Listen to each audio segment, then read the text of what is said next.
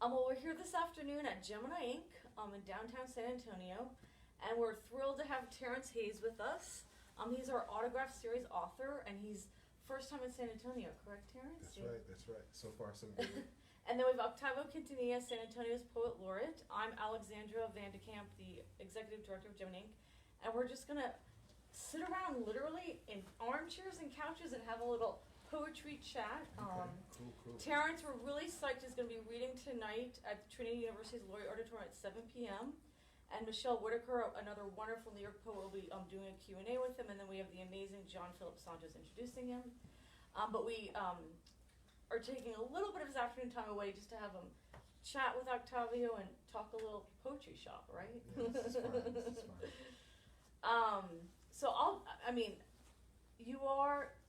You have what, 7 books of poems now? Yeah. I don't keep up, but maybe it's 6. Oh yes, and then you have your new memoir, biography with. That's right. So a total of 7. And so, do you consider yourself a prolific writer? Are you are you a slow bookmaker or a fast bookmaker? You have to put the adjectives in front. A prolific writer of scraps, ephemera, notes. But the question of how many times those things become poems, that's something else. So yeah, I mean, prolific as in prolific eater. You can't, beggars can't be choosers. So, but no, I don't. I never know what's going to come of the writing. But I just try not to think about that too much. Are you able to kind of write in any form, like every day? No. I prefer to write in my place, so I don't really write on the road. Okay. So that means I don't travel too much. I've never, even with retreats and residencies, I've never really done that. I like to be at my place and with my books on my time is really how I think about it. So that's the thing that kind of limits my running around too much. Even though obviously for the most recent book, for the sonnets, since it's still in the first year of publication, I've been doing more. So I can feel it, like how often I'm able to kind of see a poem all the way through to the end. Okay. Because I'm so busy stopping to travel. So that'll have to come to a stop. And this is this wonderful book, American Sonnets from a Past and Future Assassin. And, obviously all sonnets. Mm-hmm. So we talked about this a little bit earlier, but I'll ask a question, then I'll just let you pick up, Octavio. So sonnets, often when people think of sonnets, either people yelp in euphoria, or they're like, no way, I could never do that, because it's the 14-line strict form, and there's iambic pentameter or end rhyme. But you've really kind of blown it wide open, and these are very, I feel like these are conversational sonnets. They veer from obviously you wrote them you started them literally the day after Trump was elected, so you want to just talk a little bit about what got you writing this book of sonnets? Well, the general notion is that I had written a couple of them, and then, Trump's elected, when was that, the 8th or the 9th, and so really the next day I wrote a couple, and they were just called For My Past and Future Assassin. And then Wanda Coleman, who had passed away 3 years earlier, this is 2016, her birthday came on November 13th, and I decided that I wanted to write them sort of in her direction. So the joke that I say to people is sonnet's the noun, but as soon as you put American in front of it, you can sort of dispense with a lot of the other stuff. So anybody that comes to me and says, oh, but they don't scan or they don't rhyme, I'm like, but that's why they're American sonnets. American, they're as motley and unpredictable as that word is. So there's an English sonnet, there's an Italian sonnet, there's a few other forms. So I didn't think of it as any particular radical thing, except that Wanda Coleman's notion of the American sonnet was my sort of gateway into whatever they became. So if you had to sum that up quickly, what was her notion of the American See, it's very practical. She was born in Watts. She had kids. She was a single mother. She worked as a bartender. At one point, she had been in a workshop with Bukowski, though, out in L.A. And I think in the 90s, when she was trying to get grants, she had applied for NEA a couple of times, and she's untrained, or community trained, community activist too, and so she figured that the reason she wasn't getting these grants was because she wasn't writing formally enough. Okay. So then she started writing what she thought of as a kind of sonnet that would help her get it. So for her, it was just her notion of they have to have some music in them. Some of them aren't even 14 lines in hers, so they're totally wide open. And they're scattered throughout her books until she passed. And so, and I knew her. And in fact, in How to Be Drawn, the shortest poem in that book is an American sonnet for Wanda C. So it's for her, and I sent it to her. We laughed about it. So yeah, I mean, a part of it, you know, the kind of one hand is the kind of very controlled, official hand, and the other hand is just like, you know, relationships and intimacy. And so I try to kind of always think about those two dynamics and where the work comes from. So the warm answer is that, like, I was really just trying to like honor someone whose work I respected who passed away. And on the other hand, I was like, this is my only tool to deal with like Trump and what the world seemed to be looking like, and still kind of does since he's been elected. So other than that, I do everything. Some of them do rhyme, some of them do scan. All of them have some notion of the volta, some notion of a kind of turn. So I was most interested in that, and the notion of love, like conceptually, that we locate the sonnet form as a kind of love form.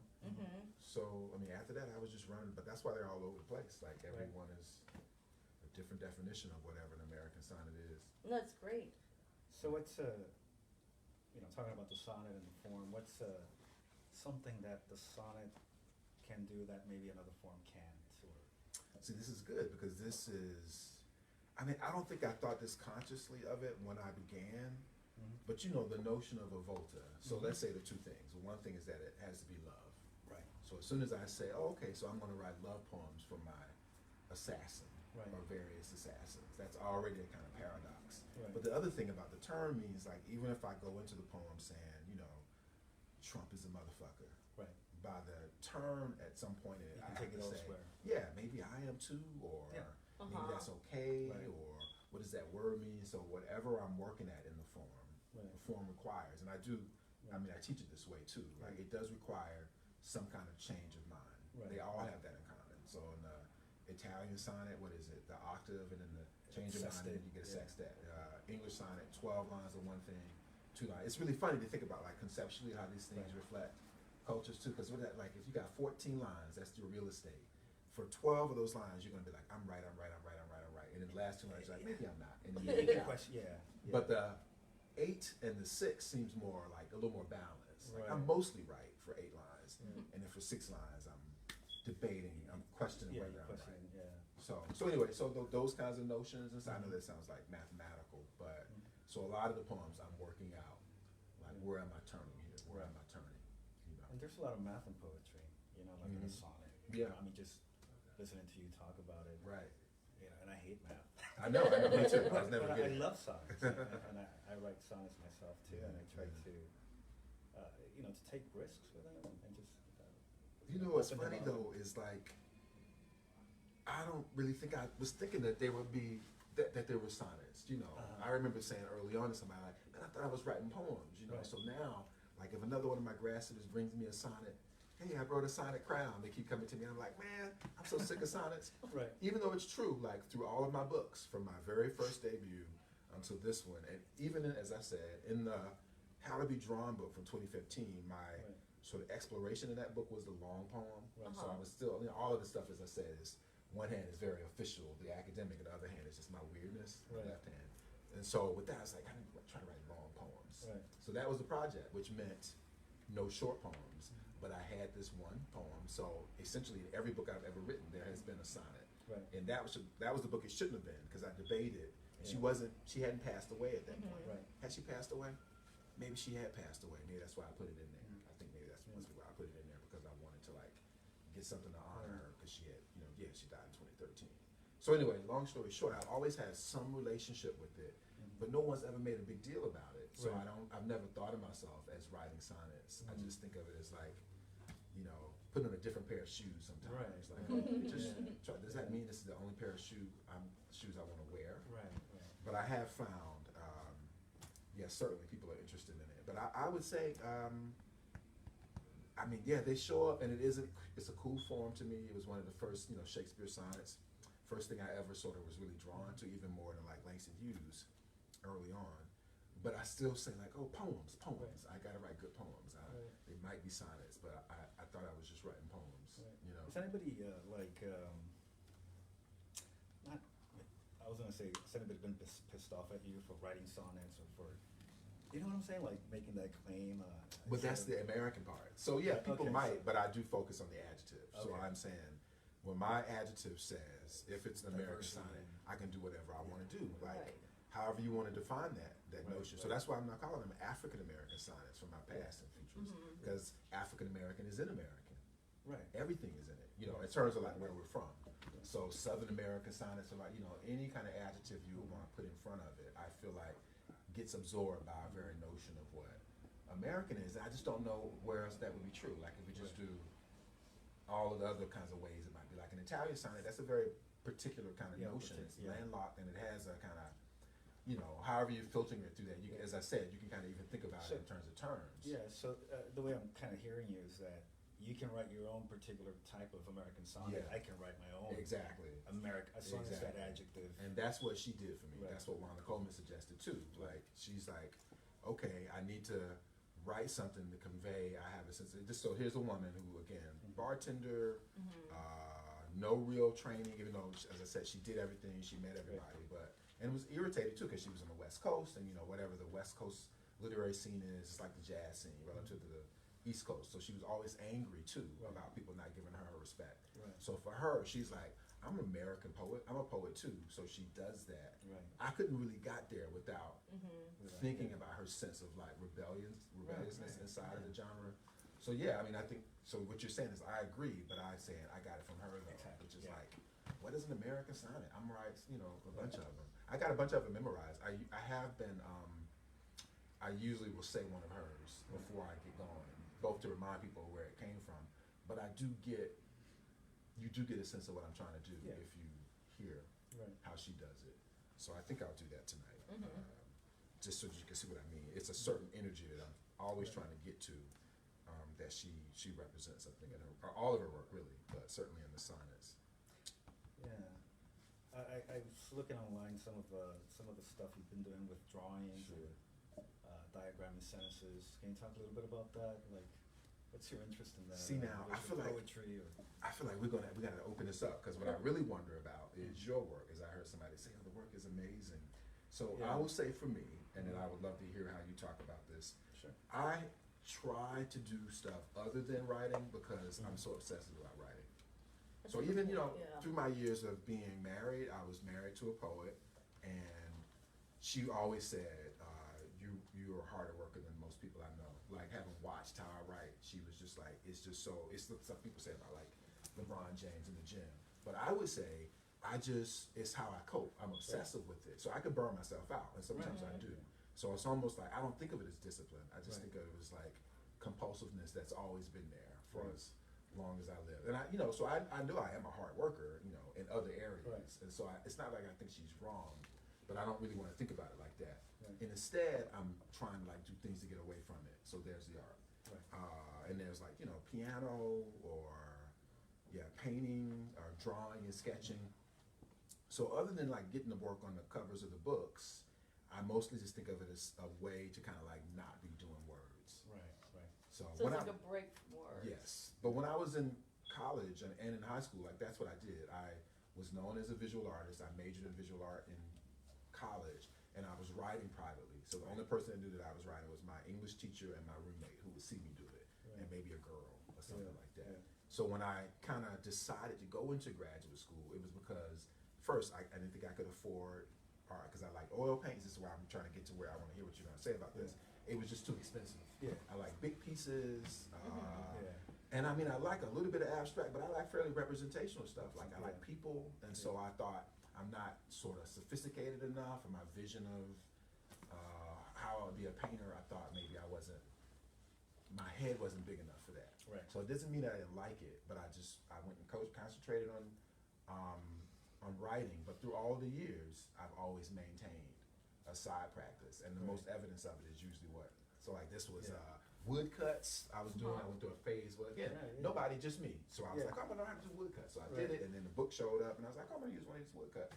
Yeah. This was something like small faces on another piece of block, and then So the last thing is that's a close up of a big oil painting with some And- collage in it. And you also did the Right. The other one's a drawing. And so self-portrait. right, exactly. So all your covers are your artwork. Right, That's right. great. And so, but the art is there's all kinds of other art Right. I've been doing. So since I've been in New York, I go to a drawing class every couple of nights. Saturdays, sometimes on a Wednesday night I'll go. Right. But I think I have kind of exhausted that. So the Yeah. last 6 months, I don't feel like I've had any breakthroughs, Right. which means I should probably get back to painting. Right. So very instinctive, very intuitive. I Yeah. don't show it, and it's just a thing that keeps me from being a maniac all the Right. time with work. But somehow it still informs your writing. It right? does. But I don't even think I want to think too deeply about that. So you were saying you're doing like visual poems. What do you Yeah, mean? I've been Like how doing you that, weaving those together? Yeah, well, kind of. I have maybe a little bit similarity in your story. Sure, like sure. I wanted to paint, Uh-huh. as when I was in my 20s. Right. But it was expensive. Mm-hmm. So I would get like cheap acrylic paints and paint on whatever I found. Mm-hmm. Then I realized I just didn't have a future in it. Right. But I always loved it, But I kept returning to words. Uh-huh. And I don't know, just 20 January 1st of 2018. That's when I started. Like I was telling you, trying to write every day Right. because sometimes you don't have the time when you teach 4 classes, Mhm. have Mhm. committees, you have all kinds of responsibilities outside of the university. Yeah, definitely. And I found that at the end of a long semester, I would write maybe one poem, and maybe have 1 or 2 drafts. And Yeah, I was yeah. like, no, I have to make time. Right. So the first poem that I wrote was in Spanish, and I've been writing the new poetry in Spanish. Cool. And I doodled on the Yeah. margins, right? And I liked it, and I kept doing it. Yeah. And it just got more, I guess it just got more intense. Mhm, And then, maybe 2 months ago, I started using paint, color. That sounds super exciting. Yeah. You have like a website because I don't do that Facebook. Yeah, I do You have a work on website. Facebook. I do have a Yeah. website. I It definitely is wanna check great it out. work. Yeah. So that sounds super exciting to me. I mean, Yeah. just sort of an adjacent comment to that. A poet has to write poems. A painter Right. has to paint. Right. So if I'm not painting or making poems, I just think of myself as like, everybody else, Right. always trying to get to the next piece. So I find that super inspiring. I need to see this because my head will open up. So I talk to my students about that. Like there's just a little bit of a distance between, Right. and we're all mentors, we're all students of poetry. Yeah. So whatever they think about what we can offer them other than Mhm. like practice. So I'm saying to you, I would love to see it because Yeah, definitely. I'll definitely show see it what to you're you. working on. And you know what? It helps me as a writer, Mhm. and it also helps me as artist, I guess. Sure. But more than anything, it helps me as a writer because often I go to the blank page and I paint and draw on notebooks, Mm-hmm. and I don't have words. Right. So I start drawing, or I start sketching, or I start throwing paint on the paper, and Mm-hmm. something happens, and it just kind of allowed me to get rid of a lot of notions that I had about what poetry should be or ought to be. And So here's a hunch, and I'm going to give you this link too. So, it's just sort of technology. Like Right. there are these art books being made, and Yeah. it's a theory that I proposed to someone who published an art book by a poet. And I was like, well, if the market is contracted, if there are no real bookstores and people are getting what they want through Kindle and Right. through Amazon, what does that mean for you as a book? Does that mean you say no more books, or do you say art books? Do you say, well, we'll make a few things, but we'll make them elaborate and beautiful? And it seems like some presses have done that. And so this person, Parnisha Jones, sent me this book by a guy, Avery R. Young, who's up in New York, saying he's a singer, he's a visual artist, and he's a good poet.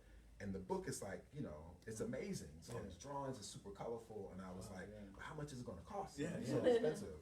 But they're taking that bet. And another one, also out of Chicago, Krista Franklin. Okay. Actually, Parnisha was like, she was proving to me that I was right. I was saying to her after I had gone through his book and seen a few, that many people, I think, perhaps this is what I'm saying to you, perhaps this is where we're going though. I don't know what that means for us as teachers to try Right. to help the poets understand that technology and just natural hybridity is suggesting that we should think more about how things overlap. Right. Because we have the technology Yeah. to print books that have paintings in them Right. that are beautiful and colorful and not Right. super expensive. expensive. And So- that's interesting, that word Yeah. overlapping, because yeah, you're yeah, thinking yeah. about your poems. It's happening. And there's text, but also music. Right, Oh, sure, yeah, the sure. music. See, now I'm different now. Let me just say. So I'm making a case for what I think is happening while saying that I'm an old man who maybe is not going to be able to catch up to it. But I do believe that more people, well, let's say everybody under 40, has a better sense of this hybridity, a better sense of like whatever Twitter means, whatever like changing fonts mean. Right. But for me, I'm just like words. Yeah. I want to do everything I can do Yeah. in words. Right. So like I was in the elevator, I was on the subway the other day, and I sat there, and the doors, they didn't close immediately, they just stayed open. Right. And so I watched everybody run for maybe like 5 minutes. People were running in, and about midway through it, I was like, I should take my camera out because I'm Yeah. sitting. I have a perfect spot, and I could just videotape everybody dashing. And the last person came, and she didn't dash. She had been seeing people, so she got in and she looked and she walked casually, and the door was closed. And so I was saying to myself, is that a poem though? Like, Right, how do I right. represent that in language? What I Yeah. really wished is that I just videotaped it, Videotaped, yeah. because you Yeah. know we live in a moment where Right. you know you're making video poems, you're making Definitely. audio poems, Right. and so again, I mean, I do mess around. Like I have a Vimeo page, and I do make poems sometimes. Like I I've think been it's doing on, it you for a have one long on your time. website, right? Yeah, they're Yeah, there. I I've been checked doing that it out. as a side Yeah. thing Yeah, forever. Just looking, without reading a poem, Uh-huh. to me, I find this really interesting. Just, Yeah, just yeah, this but type it's, of I do think that that's architecture on the page. where you we're know what I'm going. saying? Yeah, exactly, you know. And yeah. so again, what I'm suggesting to you It's even not about play. the visual poems and the painting is that I maybe 5 years ago it would be like how I think of it. It's like it's just my side thing. It'll Right, never right. no one will ever see it. It's just me being Yeah. expressive. And now saying Yeah. that stuff, that freedom though, I think that Right. there is somehow a market is developing Yeah, I around think that. so too, 'cause that's the way yeah. it felt too. Yeah, yeah. You know, who's gonna like this? Right. You know, what are my, poet friends gonna think of this? Sure. They're gonna question whether this is a poem or Mhm. not. Mhm. All those kind of things, you know. And now it's kind of like, and I agree with you. I think we might be heading. Yeah, we just gotta figure out how to branching teach it, out. you know? Yeah. Like, well, I don't know what that means for us as teachers, but, teachers, well, yeah. you would be on the cutting edge of it because of the hybridity. But I'm making a broader statement about technology, education, Right. and the future, and a more positive thing than saying no more books, people aren't reading, Right. but saying, but there are things we can do to get people, maybe they're just bored with just looking at words on the page. You know what I mean? There's, Yeah. This is estimations of Right. graphic novels, and Right. so there's a lot of indications that maybe if we can figure Well, out how you to know, like, it's interesting. You said think something about that reminded me of. I've been doing some prints Mhm, of some of the mhm, work, mhm. and I've been taking them to readings. Right, So there's the prints, there's the books, right.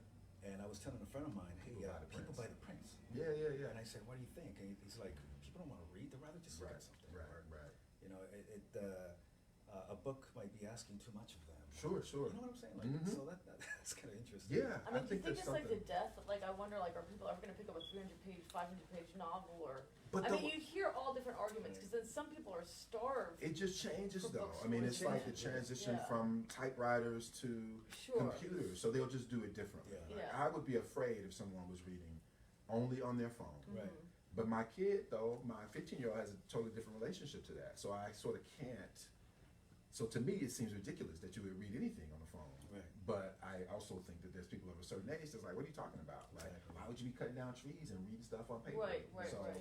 So what I'm saying is that I know that like generationally, whatever's coming, I'm just not going to be able to see it because I'm an Mhm. old man. And things are definitely evolving. Right. Yeah. And I just try to acknowledge that. I try to acknowledge that blind spot. So that's what I'm saying. Like, Mhm. I know some of us have already intuitively understood that we too can be bored just only writing, which is the thing about drawing in the margin. Yeah. But that little thing though, that's where art comes from. Like Right, you really suggesting that maybe there's other people who feel the same way but haven't gotten permission.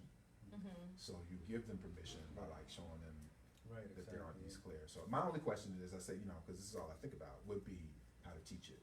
How Right. to teach it. Yeah. So I think it's That's important, but I would want to encourage people and figure out how to give them tools to understand like some notion.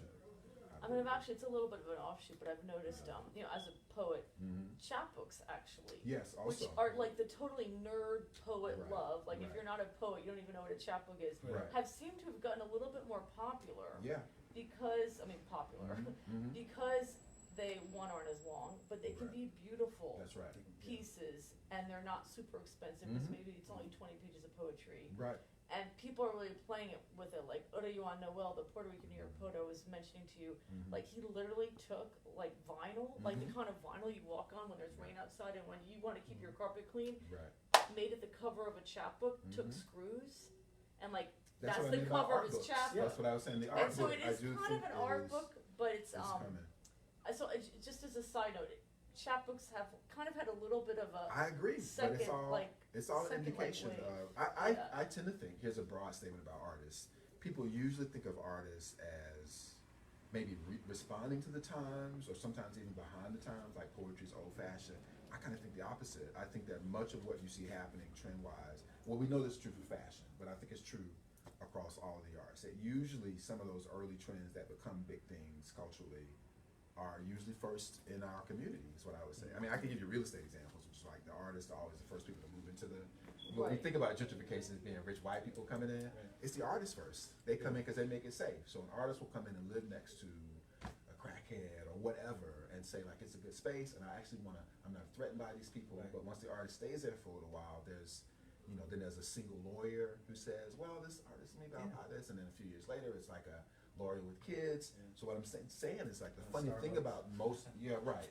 But the root of gentrification of neighborhoods turning over first, it's usually artists who can't afford to stay anywhere else. Right. Right. And they're not the same people in the community, but they have a different relationship to them. So that little example, which I think you can find evidence everywhere, is how I think art works in general. That we're usually also kind of paving the way for the marketplace in a weird way. Right. Like No, establishing sure. trends. So that's why the art makes money. That's where capitalism is built on creativity. You know what I mean? So anyway, long story short, I'm suggesting to you that like these things that we see are sometimes an indication of bigger things that maybe people are interested in. Boutique, which a word we know now. So the chapbook is an example of a boutique Sure. book.